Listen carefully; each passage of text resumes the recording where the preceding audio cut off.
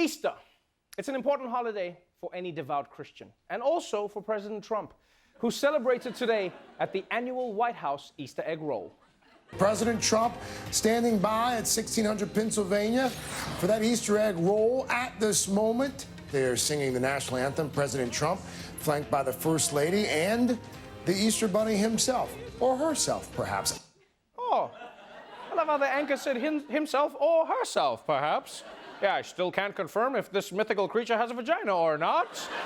Not that sex is defined by genitalia. More on that at the top of the hour.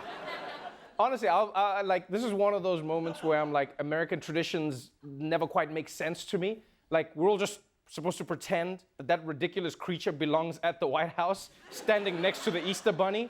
I mean, sorry, I couldn't help it. I couldn't help it. I couldn't help it. Also, Americans sing the national anthem at the strangest times. Like, I get it at sports. I get it completely. But standing next to the Easter Bunny, that's where you're like, we need to honor this moment with a meaningful display of patriotism. Bunny, put your hilarious giant club over your heart. Moving on to some other news. If you think it's time to get Donald Trump out of the White House and give someone else a chance to stand next to that bunny, well, good news, there's another candidate in the race. Some breaking political news this morning. The 19th Democrat has just joined the race for the White House. Massachusetts Representative Seth Moulton is the 4th member of Congress in the race. He also completed 4 tours of duty in Iraq, and just moments ago, he drew a sharp contrast with the current frontrunner, Bernie Sanders. Well, I'm not a socialist, I'm a Democrat, and I want to make that clear. And maybe that's a differentiator for me in this race. That's right. Seth Moulton is entering the race, which is huge. Because Moulton, as we all know, is the guy who's... You know, we all know that about him. He's got the policies about... white guy. But yes, Moulton's announcement brings the Democratic primary to 19 candidates, which is too many people. Look at all those faces. Look at all of those faces. Look at that. And I know tradition says a woman can't be president, but tradition. Moving on to international news. After last week's fire at Notre Dame, there have been so many mixed emotions. Sadness at what was lost, gratitude that it wasn't worse, and now a surprising new emotion, anger.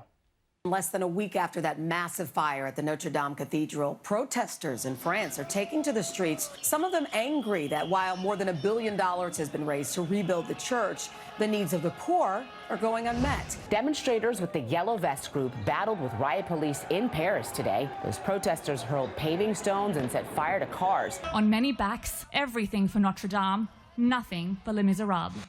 That's right. It's a powerful message that these people are sending. Les Miserables of France are pissed off, which is never a good thing. Because last time that happened, we all had to listen to Russell Crowe sing. I'm pretty sure that's why they invented the guillotine in France in the first place. They were like, please, monsieur, just chop off my head, or at least my ears, I cannot. And you know what I don't get about this whole thing? Like, instead of average people, why doesn't France just ask the Catholic Church to pay for the repairs? Like, $1 billion is nothing to them. It's like 3 child abuse settlements. Who made that joke? Who made that joke? Where did that come from? And at the same time, I understand why many of the people in France who don't have much are upset about this, right? Should renovations take priority over poor people? You have to ask, what would Jesus do? Right? Because a big part of Jesus' message was helping the poor. But also, don't forget, Jesus was a carpenter. Yeah? So you know there's a part of him that's like, is thou looking for a contractor? Because Jesus get us 5 stars on Angie's list.